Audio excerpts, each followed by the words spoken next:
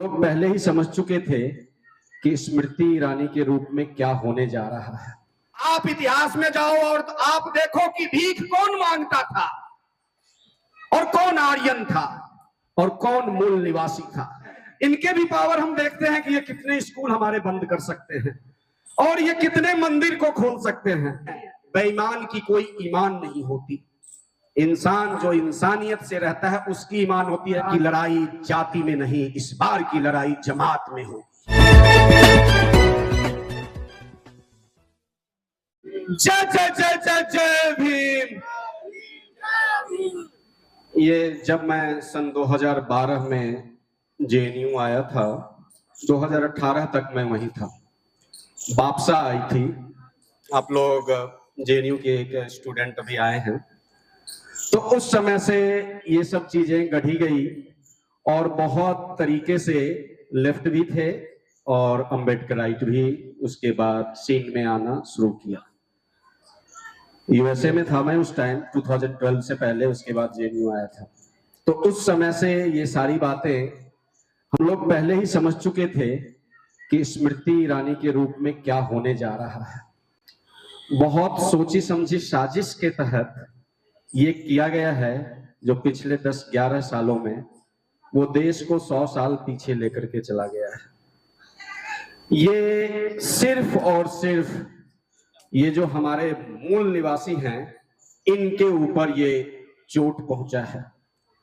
इस मूल निवासी में आप इस बात को मान करके चले कि आपके लिए कुछ भी नहीं छोड़ा गया है इस 10 सालों में। आप चिल्लाते रहें, आप कहते रहें, आप उन्हें बताते रहें, उनके कानों पे जूं तक नहीं रही। इसका एक ही इलाज है। क्या इलाज है? आप सभी लोग क्या अपने घर में बाबा साहब का फोटो लगाया है? गेट पे है या नहीं है? जब भी सुबह आप उठते हैं और काम के लिए जाते हैं, तो वो प्रस्तावना जो है, क्या उसको आपने पढ़ा? उसको आप अपने डेली रूटीन में उतार लो, वहीं से शुरुआत होगी। यही हमारे निर्माता हैं और यही भारत बनाया। इन्होंने ही कहा था कि मैंने तो जितना करना था वो कर गया, कम से कम तुम लोग इससे नीचे नहीं आना, ऊपर जाने की कोशिश करना। अगर ये सामंती आपको आने नहीं देंगे तो कम से कम उस जगह पे खड़े जरूर रहना। तो ये मूल निवासी जो हैं, इनको बाबा साहब ने बहुत बड़ा हथियार दिया। उस हथियार को लेकर के आपको आगे बढ़ना है। शिक्षा और दूसरा कोई रास्ता नहीं है। आप समझेंगे कि आपके साथ क्या हो रहा है, तभी आप उसके खिलाफ आप सोच सकते हैं और अख्तियार ले सकते हैं। इसकी जरूरत सबसे पहले है आप इंडिपेंडेंट रहें।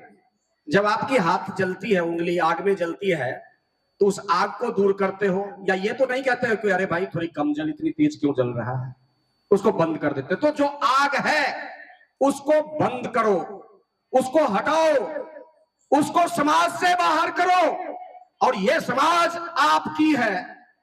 इस सोच से आगे बढ़ो। इस समाज में आपको आगे होकर के निर्णय लेना है। इस सोच से आगे बढ़े। वो सोच हमारे लिए बिल्कुल बेकार है जिस सोच में हम शामिल नहीं हैं। इस बात को आप एकदम ध्यान रख करके आगे बढ़ेंगे। मूल निवासी, इतिहास लिखने वालों ने किस तरीके का खेल किया है वो हम सारे समझते हैं। चाहे जेएनयू में प्रोफेसर हो, चाहे ऑक्सफोर्ड यूनिवर्सिटी में बैठे हो, जर्मन हिस्टोरियन ने क्या लिखा और कहां से आर्यन आया और उस आर्यन कौन था और कैसे यहां पर घुस गया, वो आज के डेली लाइफ से भी हम समझ सकते हैं। एक एग्जांपल देता हूं। आप पैदा लिए दिल्ली में, आप मुंबई चले गए। मुंबई में पहले आप कोई छोटा मोटा ही तो काम करोगे कि वहां आपके 100 फ्लैट के बंगले तो नहीं मिल जाएंगे। हो सकता है भीख भी मांगना पड़े। आप इतिहास में जाओ और आप देखो कि भीख कौन मांगता था और कौन आर्यन था और कौन मूल निवासी था। ये बहुत बड़ी बात है। मेहनत से काम करना और मेहनत से समाज में इज्जत से रहना, ये एक तरीका होता है, लेकिन भीख मांग करके समाज में रहना, झूठे मूठे बातों को समाज में, कभी इसको इससे झगड़ा करवा देना, कभी इसको इससे झगड़ा करवा देना, ये काम उसी लोगों का होता है जिसकी समाज में कोई जगह नहीं होती और अपनी जगह बनाना चाहता है। तो भारत समाज निर्माण संघ जो है उसको कभी जगह नहीं बनाने देगा, और आपकी जगह है और आप उसमें रहोगे और आपकी समाज रहेगी।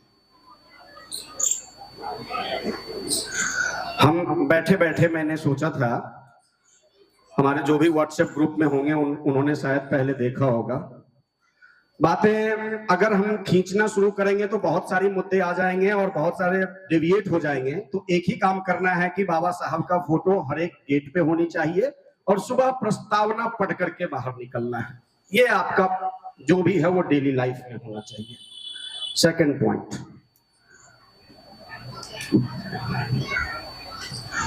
ऐसे हम कहते हैं बाबा साहब ने जो दिया उसको हमने ऐसे आप लोगों के सामने रखना चाहा। बाबा साहब ने कलम दिया, जगजीवन बाबू ने किताब दिया, नेताजी ने लैपटॉप दिया। सिंबॉलिक है ये सारी बातें। बाबा साहब ने कलम दिया, जगजीवन बाबू ने किताब दिया, नेताजी ने लैपटॉप दिया। अब पीडीए का बच्चा पीएचडी करेगा। आई एम रिपीटिंग अगेन, बाबा साहब ने कलम दिया, जगजीवन बाबू ने किताब दिया। आप इतिहास पढ़ोगे तो आपको एहसास होगा कि यस, उन्होंने किताब दिया है। और नेताजी तो हम लोगों के सामने लैपटॉप दिया। अब पीडीए की बारी है कि पीडीए का बच्चा पीएचडी करेगा। मतलब आपको स्कूल जाना है, आपको कॉलेज जाने हैं और आपको पीएचडी करके ही निकलने हैं। ये हमें शिक्षा से रोक रहे हैं और हमारी बुलंदी इतनी ऊपर जा चुकी है कि बिना पीएचडी की हमारी शिक्षा रुकेगी ही नहीं। डॉक्टर अंबेडकर साहब उस जमाने में इतना बड़ा नाम कर गए, क्या आज के जमाने में हम एक छोटा काम भी नहीं कर सकते कि हम पीएचडी कर लें? तो शिक्षा बहुत जरूरी है। इनके भी पावर हम देखते हैं कि ये कितने स्कूल हमारे बंद कर सकते हैं और ये कितने मंदिर को खोल सकते हैं। हमारे लिए वो बेकार की चीजें हैं। अंदर ही अंदर वो परेशान है, अरे भाई कोई चढ़ाने वाला तो आ ही नहीं रहा है, रोजगार चलेगा तो कैसे चलेगा। उनको समझ में आ गया कि ये रोजगार अब नहीं चलेगा, तो ऐसा करो कि इनको आगे बढ़ने ही मत दो, इनकी शिक्षा ही रोक दो। सरकार आपकी है, आपको ये सोच करके आगे बढ़ना पड़ेगा, नहीं तो उस सरकार को आपको बदल देनी चाहिए। सिस्टम में आपको आना पड़ेगा, आपको आना चाहिए सिस्टम में। बाहर से आप कुछ भी कहोगे ये सुनने वाले नहीं है। बेईमान की कोई ईमान नहीं होती। इंसान जो इंसानियत से रहता है उसकी ईमान होती है कि अरे भाई प्रोफेसर साहब इतनी बार चिल्ला गए, कम से कम इनको यूजीसी एक्ट जो लाए हो उस पे इनसे बात तो कर लो। लेकिन वो नहीं करेंगे, वो कहेंगे कि अरे एक रोहित विमला न्यूज में आ गया तो इतना बड़ा हंगामा हो गया, हम तो इतने रोहित विमला को खत्म किया। ऐसा करो कि इनको ये हालात कर दो कि ये शिक्षा से ही महरूम हो जाए। बहुत बड़ा षड्यंत्र है, उस षड्यंत्र को आपको समझना पड़ेगा। इस बार की लड़ाई जाति में नहीं, इस बार की लड़ाई जमात में होगी। जमात समझो, तुम्हारे घर की रोटी और हमारे घर की रोटी क्या एक जैसी बनती है? तो फिर हम एक हैं। मात्र 2% लोग जो हैं उस देश में नाटक कर रहे हैं और वो 2% लोग हमें कभी कुछ कह करके जियो लाते हैं, कभी डेटा दे देते हैं, उससे जब मन भरता है तो आटा दे देते हैं। अरे डेटा और आटा के लिए हम नहीं आए हैं, हम किसके लिए आए हैं?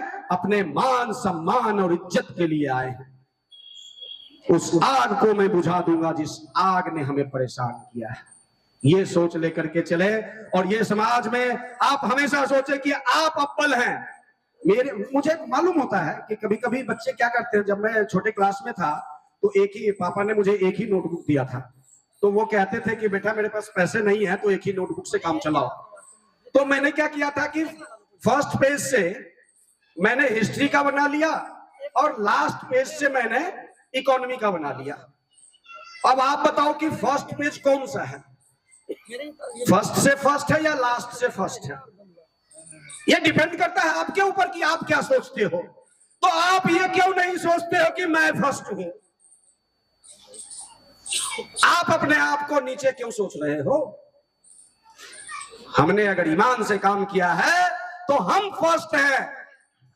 हम खुद आईना के सामने खड़े होकर के डिसाइड करेंगे कि क्या समाज के लिए मैं कोई गलत किया हूं या नहीं किया हूं। अगर गलत नहीं किया तो चाहे कोई भी कुछ कह ले, हमने सही किया और हम अंतिम क्षण तक सही कहते हैं। ये सोच इस झुग्गी बस्ती की होनी चाहिए और ये दिल्ली पे राज करनी चाहिए। रोज बच्चों का, ओबीसी, एससी, एसटी, माइनॉरिटीज का विश्वविद्यालय में जो हालात हुए वो मैं भुक्तभोगी हूं। आज इन्होंने एक यूजीसी एक्ट लेकर के आया, वो वही 5 किलो अनाज है। उस यूजीसी एक्ट में कौन बैठेंगे? वही वाइस चांसलर बैठेंगे, वही प्रोफेसर बैठेंगे जिस प्रोफेसर और वाइस चांसलर ने हमारे बच्चे को एग्जाम में पास होने तक नहीं दिया। तो आप क्या सोचते हैं कि आपके बच्चों को वो पढ़ने के लिए देगा वहां पर? नहीं, वो ऐसे ऐसे यातना देंगे कि आपके बच्चे स्कूल जाना, कॉलेज जाना छोड़ देंगे। कृपया अपने बच्चों के लिए लड़िए। आपने अपनी जिंदगी जी लिया है। ये बहुत ही क्रूशियल पीरियड है। थ्रेशोल्ड पॉइंट इसको बोलते हैं। इस थ्रेशोल्ड पॉइंट को अगर आपने पार कर लिया तो आपका अगला वंश तरीके से जिएगा। नहीं तो वो ब्लैक एंड व्हाइट जो होता है वहां मार्टिन लूथर किंग के टाइम में जो होता था, नेल्सन मंडेला के टाइम में जो होता था, वो यहां होने जा रहा है। इनकी प्लानिंग बहुत भयंकर है। पहले राम मंदिर बना लो, उसके बाद इनको हम दिखाएंगे। ये बहुत बहुत सोची समझी साजिश है। तो आप लोग भी अपने आप को पढ़े, समझे और पढ़े।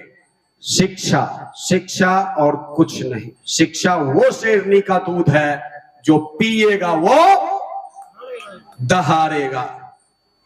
तो पीडीए का बच्चा